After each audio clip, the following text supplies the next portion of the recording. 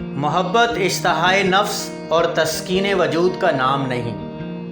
اہل ہوس کی سائیکی اور ہے اور اہل دل کا انداز فکر اور۔ محبت دو روحوں کی نہ ختم ہونے والی باہمی پرواز ہے۔ زندگی میں ہونا اور نہ ہونا مسلسل ہوتا رہتا ہے۔ صاحب نظر کے سامنے فاصلے نہیں رہتے۔ اہل نظر دنیا میں رہتے ہوئے بھی کسی اور دنیا میں رہتے ہیں۔ جب آنکھ منور ہو تو دل منور ہے۔ راستے میں کبھی نہ ٹھہرنے والا ہمیشہ گامزن انجام کار اپنی منزل مراد سے واصل ہوتا ہے۔ جو ذات شکم مادر میں بچے کی صورت گری کرتی ہے وہی ذات خیال اور احساس کی صورت گر بھی ہے۔ وہ خود ہی دل پیدا فرماتا ہے، خود ہی دلبر پیدا فرماتا ہے اور خود ہی دلبری کا خالق ہے۔ محبت کوشش یا محنت سے حاصل نہیں ہوتی، یہ عطا ہے، یہ نصیب ہے۔ محبت سے آشنا ہونے والا انسان ہر طرف حسن ہی حسن دیکھتا ہے۔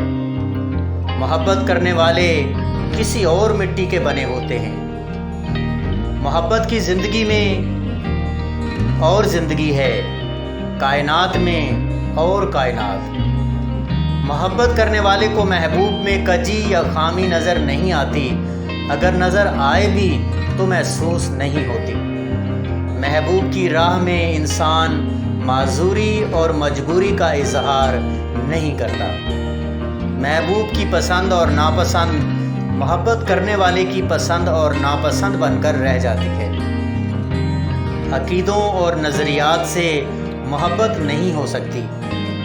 جس محبت میں رقیب، قریب اور ہمسفر ہو وہ عشق حقیقی ہے۔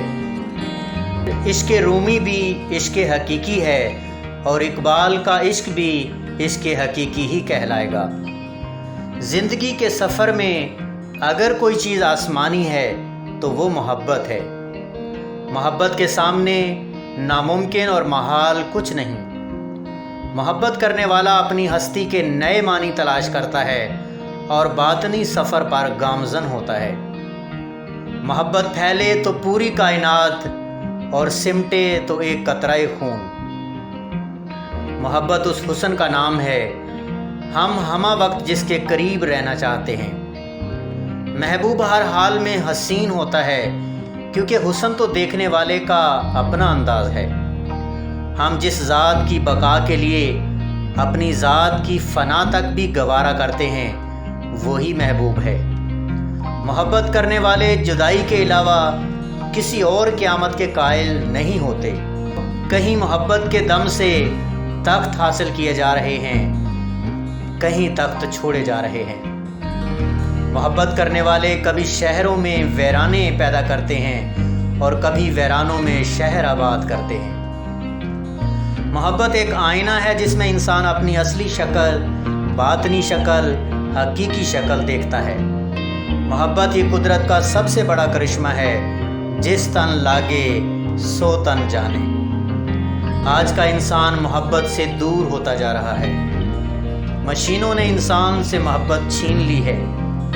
آج کے انسان کے پاس وقت نہیں کہ وہ طلوع ہونے والے اور ڈوبنے والے سورج کا منظر تک بھی دیکھ سکے۔